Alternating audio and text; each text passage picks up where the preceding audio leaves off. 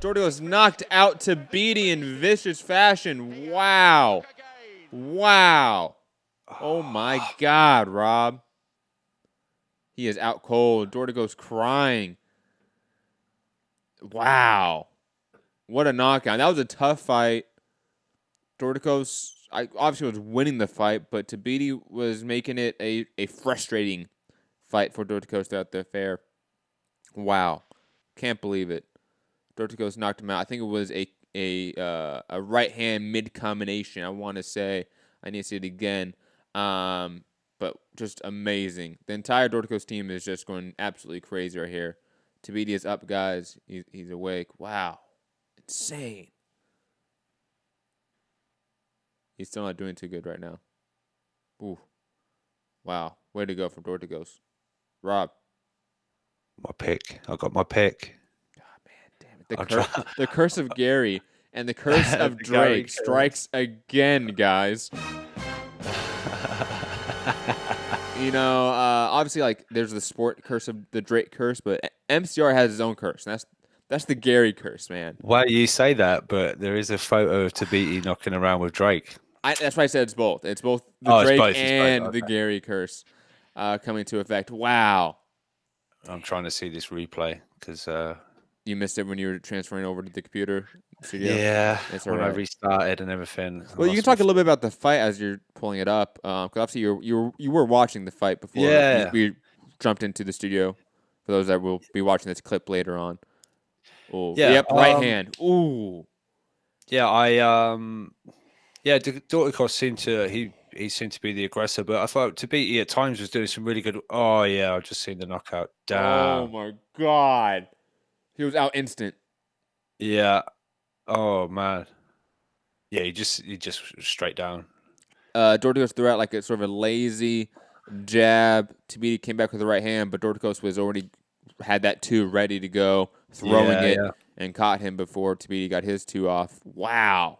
Yeah, Dorticos' like jab was almost like just the range, throw it out as a range finder. Bait. But it was just bait.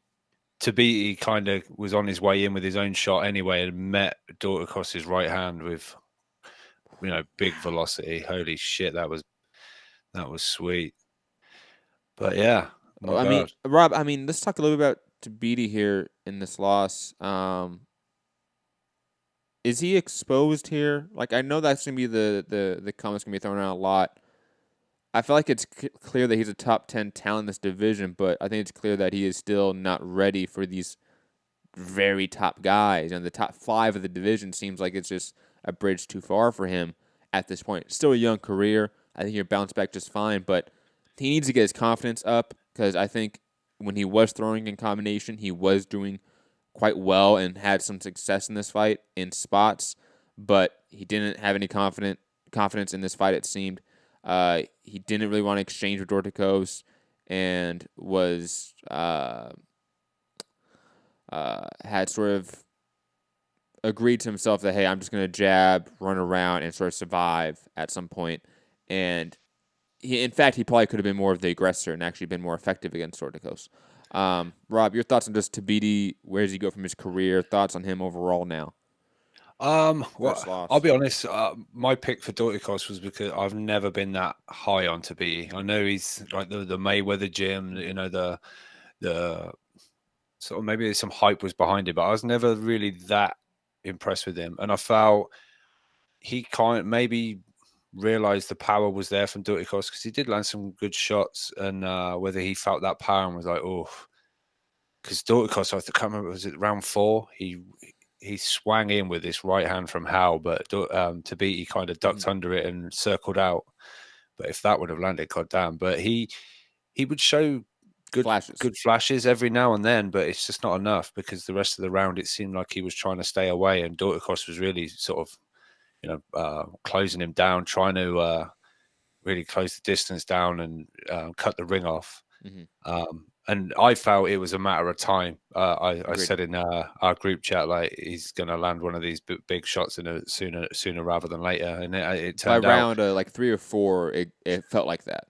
It felt like inevitability. It was almost Tabiti was on a survival mission, and Dorticos was looking to get the fight done and dusted. I mean, there was a nasty head clash which caused a horrible cut on Dorticos's what was it, his right eye.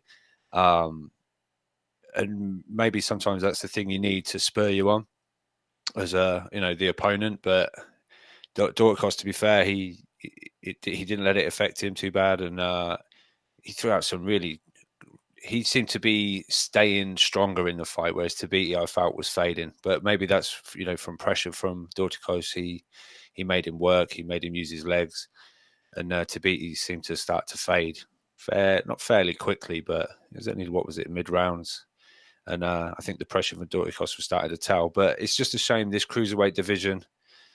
It's a division that not necessarily a lot of boxing fans, maybe more casuals, but don't know enough about, or they're not that hyped about the cruiserweights, even though it's one underneath the heavyweights. It's definitely a European division, if that makes sense. It seems that way, yeah. If there was an American, obviously Michael Hunter's moved on from the cruiserweight division, and it's kind of been on, I guess, Tabiti as such. But it does seem to be a more European kind of thing, and it's just never been a sexy division, but it's always been more of I'd say a hardcore division. Yeah.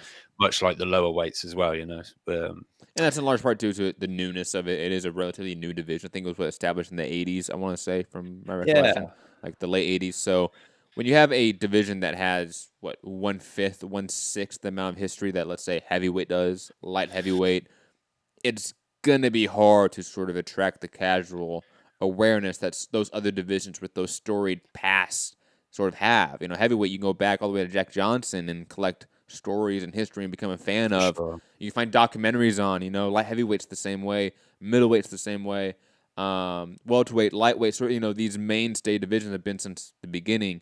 They're always going to have a sort of a larger pull and draw with a audience than junior welterweight. Because I remember super featherweight. Was it an Usyk fight? It was a friend of mine said, "Oh, that Usyk guy," and sort of said, "Oh, he'll be fighting Joshua." And I said, "Well, no, he's a cruiserweight." And he went, "A cruiserweight?" And I was like, "It's the division below." And he was like, "Oh, he's not a heavyweight." And he kind of was almost like, "Yeah." It's like straight away, and it's like, well, there's still big guys throwing big bar. He's still very talented. Relax. If he was 2 pounds heavier, he'd be a heavyweight. It's not much in it, They weigh in at, is it 198, and so they're basically heavyweights, kind of. They're just maybe a little bit smaller, but not much in it. I mean, look at Wilder. He's at some fights he's been 10 pounds short of being a cruiserweight. So he just has the heavyweight frame. He's the 6'7" height. That's the difference. Yeah, he's got the height and the long levers. And if you're 5'11" and 210, it's a little bit different. Yeah. You're fighting like Gassiev and people like that in the cruiserweight division. But shout out. I believe that's Dorticos now is the IBF world champion. Yep, cruiserweight champion. They announced that for this fight was going to be for the vacant belt. I think today, right? The same day. Well, I think Boxing Scene reported it today. So said Usyk had vacated his title and they made it available for this. There's obviously some shenanigans going on in the fight coming up as far as sanctioning bodies and their bouts being up for grabs. But maybe we'll talk about that on the show on Sunday, maybe or whatever. That's such bullshit. Obviously we have the Britas and Glock fight coming up and find out what who's gonna be fighting Dorticos next. But great fight from Dorticos. Can't wait to see what's next. Brutal knockout.